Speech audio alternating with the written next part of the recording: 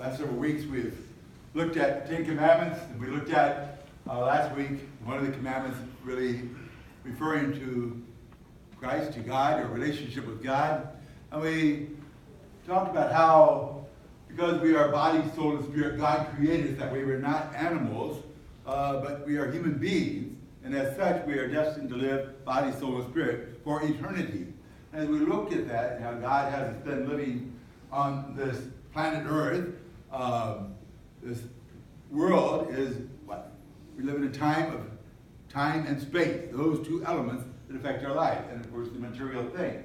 And so we have to look at how God calls us to interchange, to use or live with time and space with our limitations, and how do we use them to show God that we have a loving relationship with Him. Last week we looked at the one element in terms of space. Does God expect that there be certain places, if not the whole world, that are recognized as particularly His? And of course we looked at reality, yes He does. So we heard the story of Jesus in the temple driving out the money changers and all those who were selling goods in the temple, how they had over a period of time invaded God's space. And we looked at how within the temple there was the Holy of Holies, where only one priest once a year could go into. And we looked at how in the modern world, in the new covenant, as Christians, you and I were anointed priest, prophet, and king. Every one of us. Priest, prophet, and king. And thinking of that, we say, well, did this carry over to the New Testament? This idea that there needs to be designated places that belong to God. And we'd have to say, well, yes. And Christians realized that from the very beginning, as soon as we came out of the catacombs, that we need a place that we say, this is God. So we began with churches that were homes at first, and then building cathedrals, places for the people of God to gather, because St. Paul tells us, do not forsake the gathering of the assembly, that we need to come together. And when we do, guess what? Because we are priests, all of us, we come for one purpose into that building, and that is to offer worship to God. That's the only purpose we're in here for. Yeah. Offer worship to God.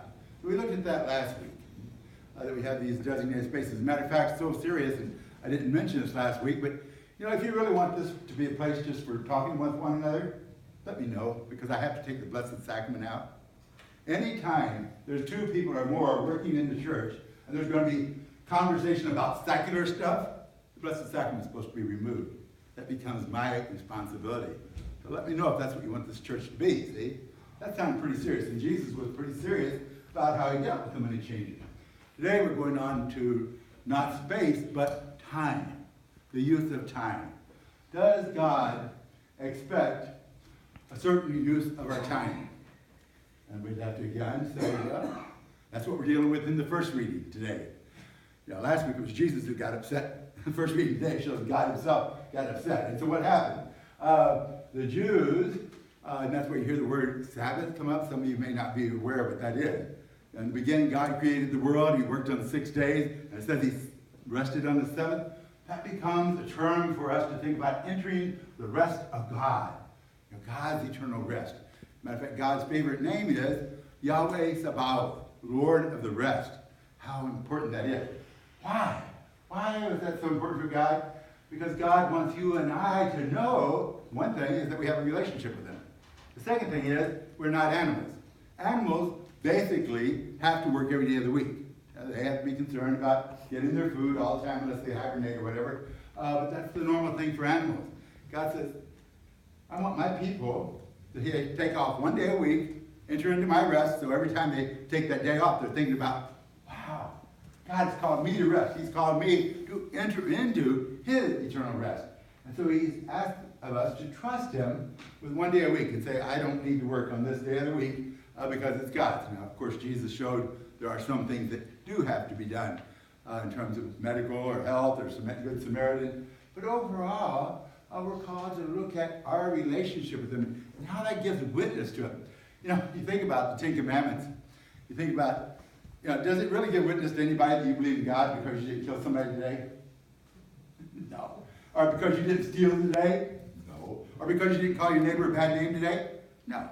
In other words, those commandments all have to do with our relationship with one another. these commandments have to do with our relationship with God himself. So in a very simple way, can you imagine when, as Christians, we take a day off a week? The world has to look and say, why are you doing that? Oh, we got a chance to witness. The world comes to church with you. You invite someone to come that's not a Catholic, and they see how you behave, and it's like, they know there's something different about the way you behaved out there, and all of a sudden, there's something special about this place. Again, that gives witness in a very simple way. But looking at time, God asks us to give a sense of time to him. And of course, within that time, an hour of worship for the Eucharist. We are called together because, again, that's what we're about.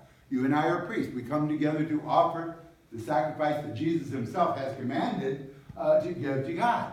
Do this as my memorial, he tells us. So we look at the Sabbath, and we think about how God invites us into the Sabbath. And then you see what the command was, what the consequences were. It said these people went into the Babylonian exile for 70 years. It may have been 50, 90, who knows. But one thing for sure, nobody who knew Israel that went probably came back and remembered Israel. So they were going back into a strange land. But it was their land. It was God's land. And as looking at that, God says, you all didn't want to take one day off a week? Yeah. So now you're going to take off 70 years. You know how many Sundays that would be making up for? How many Sabbaths? That's a tremendous number of years, isn't it? So God says, yeah, there is a consequence. And there is. There's consequences, not just in terms of our relationship with God, but there's consequences in ourselves as human beings. Because God did not make us animals. He called us to share in his creation. And so one of the words we use when we take off, we say, to recreate. Yeah. Take part in recreation. To recreate is to be recreated. So you and I as human beings need necessarily time to reflect, time to write poetry. I don't write poetry, but to write poetry, time to go fishing, time to just think, time to be. As human beings, we need that creative time to fully be alive. And so God calls us, put this much time aside and know that you share in my creation. God is the creator, and he invites us to be a part of that. And as we look at that, we have to be honest with ourselves and with our God. Sometimes we have to look at how we begin justifying some of the things we did. Some of you, any of you old enough to remember the blue laws? Or am I the only one? It's like, we think back a few years ago, Missouri had what we call blue laws. That means only certain kinds of businesses can be open on Sunday. Yeah. Well, why is that? Well, because the state was actually helping us to do good things. Did you notice years ago, families seemed to have more time together? You had more time with friends. In fact, in other words, there was a simpler way of life. But all of a sudden, we did away with the blue laws. We said, well, Kansas did away with theirs. Now Kansas City didn't like that, so we're losing all of our people over to Kansas for Sunday business. Same thing in St. Louis side, and then they went over to Illinois, and we justified doing away with it ourselves. So look what happened. Within very few years, it seemed like everybody's family had somebody in the family that had to work on Sunday. And all of a sudden, families don't have time together. All of a sudden, we're not being recreated as we're called to be. So that's one of the things that happened. So then today, because it's on our shoulders, and you notice too, we allow the law to say what's morally right and wrong. Because the law changed, we said, oh, that's okay. Think about how that applies to other things. It really becomes serious. But we look at ourselves and we have a personal relationship with God. We have to give an account for that. Say, how do I do it? There's a couple simple words you might look at yourself. Do you ever use them?